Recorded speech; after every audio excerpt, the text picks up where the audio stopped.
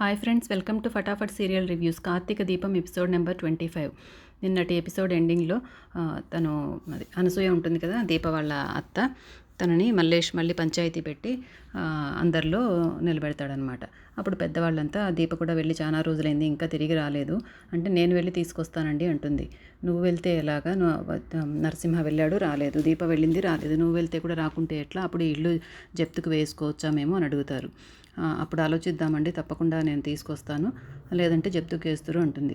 అయితే ఈ పేపర్ల మీద వేలిముద్రేసి వెళ్ళు అంటారు. వేలిముద్ర ఎందుకు అంటుంది. ఒకవేళ నువ్వు రాకపోతే ఎట్లా, నువ్వు రాని పక్షంలో ఈ వేలం వేయచ్చు, ఆ వేలం వేసిన దాని నుండి వచ్చిన డబ్బులతో అప్పులు తీర్చొచ్చు అని ఇందులో రాసింది, నువ్వు తప్పకుండా వేలిముద్ర వేయాలి అనేసి వేలిముద్ర వేయించుకుంటారు ఆమెతో. తర్వాత ఆ పెద్ద మనుషులు ఒక 5,000 ఇచ్చి పంపించు, ఖర్చులకు అది కావాలి కదా, వచ్చిన తర్వాత లెక్కల్లో అవన్నీ చూసుకోవచ్చు అని మల్లేష్తో చెప్తారు. 5,000 కదండి ఇస్తాను, ఎంత 5 రూపాయలు వడ్డీనే కదా, లెక్కల్లో అన్నీ తేల్చుకుంటాను తర్వాత అనేసి 5,000 ఇవ్వడానికి ఓకే అంటాడు. ఇక తర్వాత ఇక్కడ దీపా జ్యోత్స్న పుట్టినరోజుల సందర్భంగా అందరూ గుడికి వెళ్తారు. అక్కడ గుడిలో పూజారి గారు అందరి పేరున అర్చన చేస్తారు. అప్పుడు సుమిత్ర, ఈరోజు దీప పుట్టినరోజు కూడా దీప పేరు మీద కూడా అర్చన చేయండి పూజారి గారు అని అడుగుతుంది. సరేనమ్మా అని దీప దగ్గరకు వచ్చి, పేరు గోత్రం అన్నీ చెప్పండి అమ్మా, నక్షత్రం వివరాలు అంటారు. నా పేరు దీప, నాకు గోత్రం నక్షత్రాలు ఇవన్నీ ఏం తెలియవండి అంటుంది. అప్పుడు పోనీ మీ అమ్మ నాన్నల పేర్లైనా చెప్పమంటారు. మా నాన్న పేరు కుబేరు, మా అమ్మ పేరు అంబుజవల్లి అని చెప్తుంది. అప్పుడు అక్కడే ఉన్న పారిజాతము, ఓహో నువ్వు కుబేరుడు కూతురివా అని వ్యంగ్యంగా మాట్లాడుతుంది. కొన్ని బతుకులు అంతేలేమ్మా, గోడకు ఎతికిన కాగితాల్లాగా ఉంటాయి అని వ్యంగ్యంగా ఏదో ఇంకా అనబోతుంది వాళ్ళ నాన్న కుబేరుని. అప్పుడు దీపక్ కోపం వచ్చి, పారిజాతం గారు, మా నాన్న పేరుకు కుబేరుడు కావచ్చు, ఆస్తిలో కుబేరుడు కాకపోవచ్చు, కానీ నా మీద ప్రేమ పంచడంలో ఎప్పుడూ కుబేరుడే. నన్ను ఏమన్నా అనండి పడతాను, కానీ మా నాన్న విషయంలో ఏదైనా తప్పుగా ఎవరైనా మాట్లాడితే నేను సహించను అంటుంది కోపంగా దీప. అప్పుడు సుమిత్ర కూడా, కొన్నింటికి హద్దులు ఉంటాయి అత్తయ్య, దాటితే ఇలాగే ఉంటుంది అని పారిజాతంకి చెప్తుంది. తర్వాత పూజారి గారు అర్చన ప్రారంభిస్తారు. తర్వాత సుమిత్ర మనసులో ఇలా అనుకుంటుందన్నమాట, ఇది పైకి కనిపించేంత శాంతంగా ఉండదు, లోపల అగ్నిపర్వతమే ఉంది, దీని బాధకు కారణం ఏంటో నేను కనుక్కొని తప్పకుండా ఏదైనా సహాయం చేయాలి నా దీపకి అని సుమిత్ర మనసులో అనుకుంటుంది. తర్వాత దీప ప్రదక్షిణాలు చేయడానికి వెళ్తుంది. అక్కడ బంటి ఇంతకుముందు సుమిత్రని తల మీద కొట్టినవాడు ఇద్దరు కలిసి మాట్లాడుకుంటూ ఉంటారు.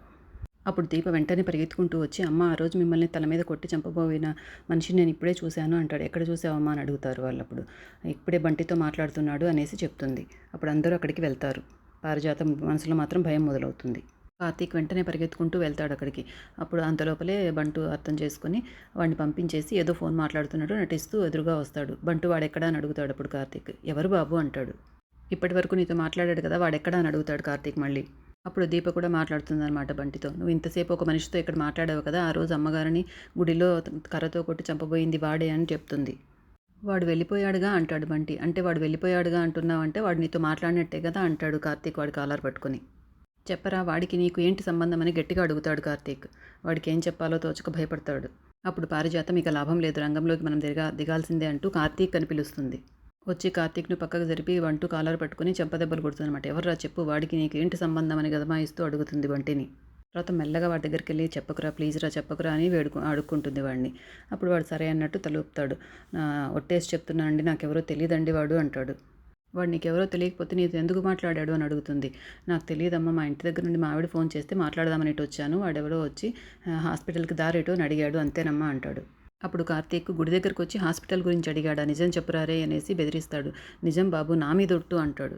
అంతకు మించి నాకేం తెలీదు, నన్ను నమ్మండి అంటాడు. అప్పుడు సుమిత్ర, నువ్వేమనుకుంటున్నావు కార్తీక్, వాడు చెప్పేది నిజమేనా అని అడుగుతుంది. వీడు చెప్పింది నిజమే అయితే వాడు మనల్ని నిజంగా ఫాలో చేస్తున్నాడు, మన శత్రువులు ఎక్కడో లేరత్తా, మన చుట్టూనే ఉన్నారు అంటాడు కార్తీక్. తర్వాత అందరూ అక్కడి నుండి వెళ్ళిపోతారు. అప్పుడు శౌర్య ఇలా అడుగుతుంది, అమ్మ ఆ రోజు చెడ్డోడు నన్ను ఒకడు కొట్టడానికి చూశాడు కదా, ఆ చెడ్డోడు మళ్ళీ వస్తాడా అంటుంది. వాడు రాడమ్మా, వాడు భయపడి ఎప్పుడూ పారిపోయాడు అని శౌర్యకి ధైర్యం చెప్తుంది.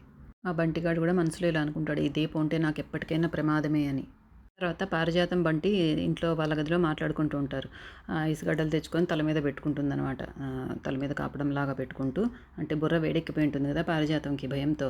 ఎవరైనా బీపీ వచ్చి చచ్చిపోతారేమో కానీ నేను మాత్రం నువ్వు ఇచ్చే షాకులతో చచ్చిపోయేలాగున్నానరా బంటిగా, ఎందుకు ఇలా చేసావు, వాడిని ఎందుకు రానిచ్చావు గుడి దగ్గరికి అని అడుగుతుంది.